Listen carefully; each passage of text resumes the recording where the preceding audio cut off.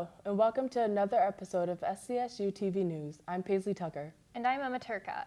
Today we'll be discussing a Black Lives Matter rally on campus, the first presidential debate, and we'll end with an interview from Southern's top owl, Dr. Joe Bertolino.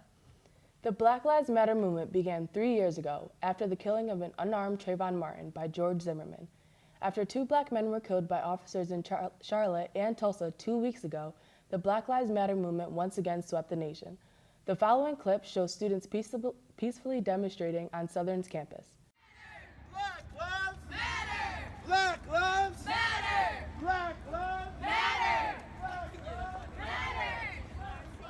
matter! An off-campus anti-abortion group protested Southern's campus on September 23rd. The 2 men, holding signs with pictures of babies, were not welcomed by most students. Students said police did end up getting involved in the protest, which occurred outside of Bewley Library. The last news show, we reported footage of Chartwell's employees asking for a contract renewal. At the time, there had been no interruption to food services on campus. Last week, Tracy Tyree sent out an email assuring students Southern would work with Chartwell's to ensure that any breaks in service are minimal. Mark Ojakean, the president of Connecticut State Colleges and Universities, began the I Hear You campaign 2 weeks ago. On Friday, he met with students at Manchester Community College to discuss the campaign and hold a discussion with students on civil discourse and respectful debate. Our own Catherine Krajcek stopped by the student town hall. I want the student voices to be heard at that committee level because I want to know what's best for you. The open forum with President Ojakean at Manchester Community College allowed students from all across the state to express their opinions and concerns regarding current national issues. There was a wide range of topics touched upon, from this year's election to Colin Kaepernick taking a knee because of recent police shootings. Faith Ford, a junior and member of the volleyball team, started the conversation about Colin Kaepernick. And I'm faced with this struggle all the time. Hearing the national anthem before I play every game, rather to take a knee or not. Ford also went on to express that she is looking forward to the next conversation with President Ojakean. Reporting from Manchester, I'm Catherine Krajcek. The first presidential debate took place last week between the final Republican and Democrat nominees. Over 86 million viewers tuned in to watch, and Southern students weren't the exception. Emma asked what students thought of the primetime showdown. Hi, we're here at the Adante Student Center talking about the presidential debate. So who do you think won this debate?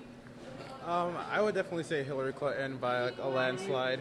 I think most people watching it, they kind of saw her on top of her stuff, knowing what she was talking about, and Donald Trump definitely seemed hesitant at times. Yeah, I would agree similarly that I'm partial to her, but Hillary Clinton definitely won this debate, showed more preparation and more tact on sensitive subjects. But I will say Donald Trump was definitely different than how he was earlier. I'm not saying that's saying much, but he's definitely acting a little bit more presidential, if you even want to call it that, possibly hoping to pivot. So who do you think won the debate? I would have to give it to Clinton on that, or on this one at least. And why do you think that is? She seemed to touch on more issues than Trump did just in general. Overall, I believe Hillary Clinton did better. And why do you think that is? She just seemed a lot more prepared and a lot more, composed over Donald. And are you registered to vote? Yes, I am. Awesome. What are your thoughts about this debate? I just think the political candidates are really childish. It's really sad, what this has come to. Never in, a million years would I have thought that these two people would be, running up against each other. These are options. And Hillary Clinton would just bring something up and be like, wrong. You would just say it out like that. Dr. Joe Bertolino has hit the campus by storm. He's been visiting departments, attending football games, and has even checked in with students on social media. Our own Sandra Gomez-Aceves sat down with the president and asked about issues facing the SCSU community. We're almost midway. I have my first midterm next week. Okay. So short-term goal as the first semester that you're here, maybe first year.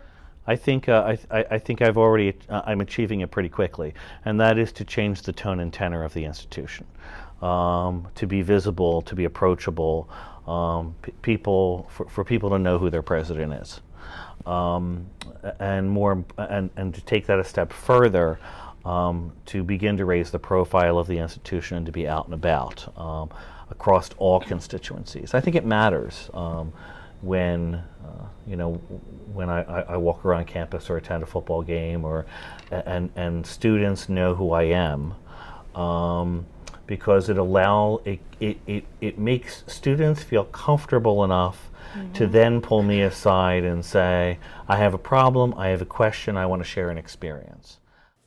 For the rest of the interview with Dr. Joe, visit our YouTube channel. That is all for today. Thank you for watching SCSU TV News. I'm Emma Turcotte. And I'm Paisley Tucker. Make sure to follow us on social media and watch us on channel 919. Have a great night, everyone.